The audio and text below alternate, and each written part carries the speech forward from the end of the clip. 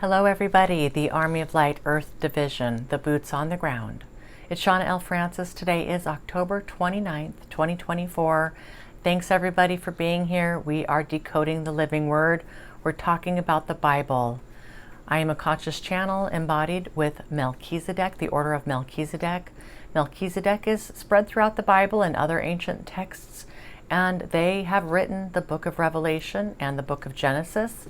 And most recently in this series, we are walking through Revelation, all the symbology that's going on there, really taking our time to carefully deconstruct these passages for today's audience. It has been an incredible ride, has it not? I'm down here in Mexico at my yurts. I just got here Saturday with my adult children, and my youngest son brought his girlfriend. Some great, wonderful news. My youngest son, he proposed to his girlfriend 2 nights ago on the beach during a sunset walk, and she accepted his proposal. I'm thrilled. I'm over the moon. I love her so much. I love the both of them together. They've been together 5 years. So now engaged. So I'm just so thrilled. So we're having a really good time. We did take a long hike this morning, and it just got too hot. I think it was 95 by the time we were done hiking, and I'm suffering from a bit of heat stroke. I've had a headache for the last, 8 hours or so, trying to just lay low, drink lots of fluids and rest, and just really get through what was a very difficult channeling for today, really tough. So we'll get into that in a moment. And I also just want to thank everybody for joining our live channeling event with Melchizedek last week. Super incredible to go back and listen to those answers that came through for all of your questions. I'm just so honored to be able to bring the information forward and to be working so closely with all of you as well. The Army of Light Earth Division. We're doing really important work, team. Don't ever doubt that. And, you as a beacon of light are helping raise humanity's consciousness. Yes, you are that powerful.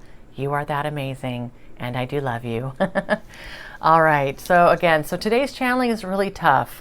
It's a subject that has come up before with Melchizedek, with Paul Selig, and with myself. Again, I think, we have these conversations that kind of prep me for the information to be coming through. So it's not quite a shocker when I have to sit down and make a video for all of you. So in terms of the Bible series, the last couple of episodes, we have been talking about the 7 seals. And if you remember, the first 4 seals, we had the white horse, the red horse, the black horse, and the pale horse. The pale horse getting us to today, the black horse as well. And then we learned last week about the 5th seal here. The next 100 years is what this is referring to. And unfortunately, Melchizedek is saying that in terms of the current timeline that we're on, the most probable timeline that we're on, another 100 years of kind of what we're seeing today. More wars, more intense warring, more famine, more disease, kind of more of these things that really, these calamities that are hitting the planet right now, just continuing to escalate. As the energies escalate, we've got the light escalating here on the planet, and we have the dark escalating here on the planet, thanks to the negative reptilian regime who have been subjugating humanity since the beginning, and really doing what they can to maintain a stronghold here, even though the vibration is speeding up, even though so many of us are awakening to our missions of light. They are going to be continuing to do what they can to maintain their control. All right, so today we talk about the 6th seal, the 6th out of 7 seals. And Melchizedek does want me to read these passages here in the Bible for you. So I'm going to do that. We ended last week's channeling and lessons on chapter 9 up until verse 12. Now we're going to start here with verse 13, and we're going to finish the rest of chapter 9 in the book of Revelation. Then the 6th angel blew his trumpet, and I heard a voice from the 4 horns of the golden altar before God, saying to the 6th angel, who had the trumpet, release the 4 angels who are bound at the great river Euphrates. So the 4 angels were released, who had been held ready for the hour, the day, the month, and the year to kill 1/3 of mankind. The number of the troops of cavalry was twice 10,000 times 10,000. I heard their number. And this was how I saw the horses in my vision. The riders wore breastplates the color of fire and of sapphire and of sulfur, and the heads of the horses were like lions' heads, and fire and smoke and sulfur issued from their mouths. By these 3 plagues 1/3 of mankind was killed, by the fire and smoke and sulfur issuing from their mouths. For the power of the horses is in their mouths and in their tails. Their tails are like serpents with heads, and by means of them they wound. Verse 20 here. The rest of mankind who were not killed by these plagues did not repent of the works of their hands, nor give up worshipping demons and the idols of gold and silver and bronze and stone and wood, which cannot either, cannot either see or hear or walk, nor did they repent of their murders, or their sorceries, or their immorality, or their thefts. Sorry, that was a really choppy reading here. All right. That doesn't sound very good, does it? And it's really not, unfortunately. All right, so that's the end of chapter 9, the 6th out of 7 seals. And here's what Melchizedek had to say about this. And this channeling was for today. The 6th angel, the 6th trumpet, fire and smoke and sulfur. They are referred to as plagues in these passages, but alas, they are not plagues. We mean to explain these things in a more direct way. No longer do we need to use metaphor and simile, symbology, and cryptic visions. Today, we bring you all closer to the truth of these words and their intended meaning. All right. We've entered apocalyptic times, dear friends. They are upon us now. And humanity has the right to know that what may be in store, given where consciousness and energy are headed. Fire and smoke and sulfur connote massive destruction by nuclear weapons. As the Order of Melchizedek, this we see as the most likely scenario in humanity's future, given what we are able to ascertain from our vantage point. All right. These are apocalyptic times we're in. The smoke, the fire, the sulfur, connoting nuclear war, nuclear weapons destruction. And what they're saying is this is a probable scenario from where they sit and what they can see. And they continue to talk about this. Dear ones, this is a potential timeline. We bring this to you now because we feel it is a probable timeline. These weapons of mass destruction only become more stealth, more powerful, and more destructive as technology progresses and evolves. The guardians of your species, those who are not of Earth, who represent the light and who are vigilantly focused on ensuring that nuclear weapons are not detonated beyond what has already been unleashed, may not be able to stop this from happening at this much later date. Yes, so we have seen through other videos and other accounts that many times nuclear wars have been stopped. The detonating of nuclear bombs have been stopped by off-planet species. So I haven't channeled that directly. I have seen that elsewhere, and I do feel like that's probably the truth. So I guess that was one of my first questions to Melchizedek as I was channeling this. Is like, I thought we weren't going to be able to detonate nuclear bombs, that this was just not going to be allowed because it is so destructive, not only to this plane of existence, but to other planes of existence. And And I still have this question, to be quite honest, but they do talk about this a bit more, and this won't be the only conversation that we have about this team. All right. They continue here. Again, dear ones, this will not be at the hands of humans, but at the hands of the negative reptilian regime, who will be so completely agitated and afraid of losing their grip on this planet that they will resort to such carnage in order to help them maintain a measure of control. Yeah, it's so hard to hear this. We estimate 5 generations from now for this one probable scenario for your planet. 5 generations. And we're so very sorry to be bringing these messages forward, knowing the emotional toll that this will take.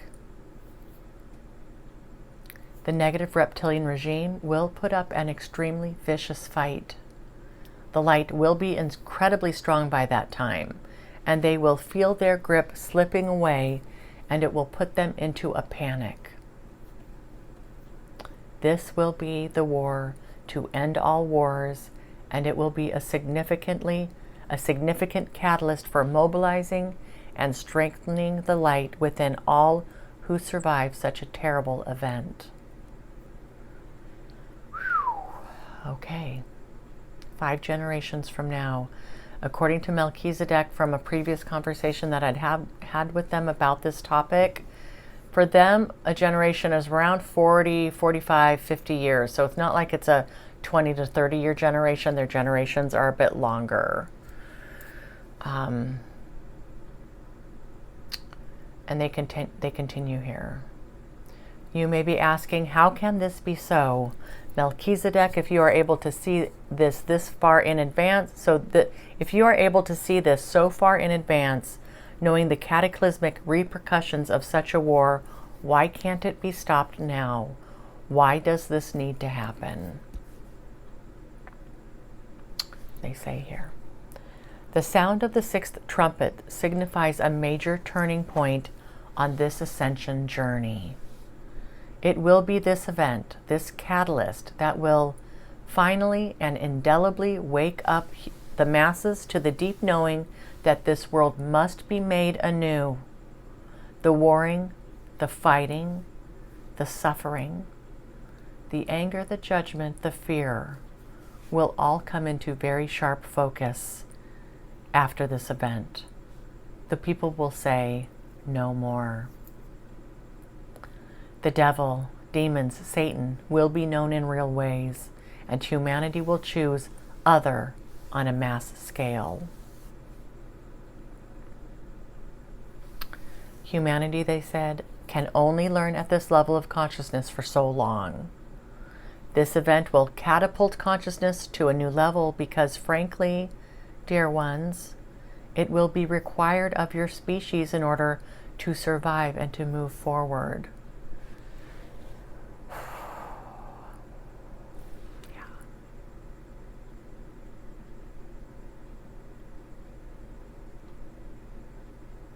They continue here. Dear ones, we take you on this journey, not because you yourselves will be faced with such a calamity, but to enlighten you to some very real possibilities. We as Melchizedek do not have the ability to stop this potential scenario from happening, and we wish it wasn't so. The fact is, some of humanity is in quite deep in terms of embodying fear and even anger as a way of life. These are giant lessons on a collective level. While no species should ever have to endure the kind of pain and suffering that you've had to endure and will continue to endure, a collective reckoning is upon this planet. You know, I'm thinking back too, and Paul Selig, who also channels Melchizedek, has talked about this quite a bit, this war to end all wars, this, where there will be so much destruction, and really this being a catalyst for change. And he's also mentioned this kind of 4 to 5 generation time frame for this. And then they continue here. We understand, dear ones, that this will create a lot of fear and questions within this collective. Please, allow us to begin here. Let us gauge the field and take in your questions and your concerns, and we shall have more to say on this subject. Please take a bit of solace knowing that through all the trials and the tribulations, through all the challenges, the light does become the victor, and balance will be restored here on beautiful planet Earth. Your efforts today fill a chasm and create a long-standing bedrock on which the evolution of humanity's consciousness builds upon. Let it be so. I'm going to say that last sentence one more time. Your efforts today fill a chasm and create a long-standing bedrock on which the evolution of humanity's consciousness builds upon. Okay, let it be so. So yeah, this is absolutely what all the guides that I've ever channeled have been saying for the last nearly 6 years now. We are the ones who are helping to raise consciousness to a point where we can build upon the concepts that are presented here. We are the ones opening the doors to closets that have never been opened. We are the ones shining light in the deepest, darkest crevices of this planet, to the most debased activities that are happening hidden in plain sight. It's all of us in this collective. There are several other channels bringing forward this information. It is a chorus that we're building, team. A chorus. And as hard as it is to hear something like this, nuclear war, a war to end all wars, the Bible talking about 1/3 of mankind to perish through this. We're coming out of that a species that is completely different than going into that. And they're saying this will be an incredible catalyst to open our eyes even further and to really, ensure that this species is going to survive in the form of love, in the way of unity, working together to rebuild. I still have so many questions about this and about how this could how could this happen? Especially this far into the future, when we're thinking that possibly, by then we will have full disclosure. We will have so many people who are awakened that this would be something that couldn't even be fathomed, in the future. But, they're saying that's not the case. Now we do have a splitting of consciousness happening, and Melchizedek went into this quite a bit in last week's live channeling. The kind of 3D and the darker aspects of consciousness going in one direction, and the 5D, more unity, love consciousness going in another direction. And the splitting off of these consciousness is going to create quite the divide, where eventually it's going to be difficult to, go between these different, levels of consciousness. So this, even though many of us may not be living in this kind of a world where something like this could be possible, here on Earth, for those that will experience it, it's very possible still, because there is still so much density that needs to be worked through. They've talked many times about this being a reckoning, and that's a tough word, but this is all very consistent with what Melchizedek has been saying, what the Galactic Federation of Light has been saying. We have to be able to look at the dark. We need to be able to face this as a collective, as a species, and it's going to be horrifically difficult. All right, I don't have much more to say about this topic. It's still something that I'm absorbing. It's really tough to bring this information forward, and I know many of you are just going to be like, oh my gosh, I can't hear any more of this. Just remember, team, we are seeding collective consciousness here. We are the tip of the spear, and it is difficult work. So again, I thank you for being here. I thank you for all that you do every day to try to bring the light here to such density. I appreciate you personally too for all that you do for me and all the support that you show me and all the love. Thank you for being here. Thanks for watching. Thanks for your beautiful comments and all your donations.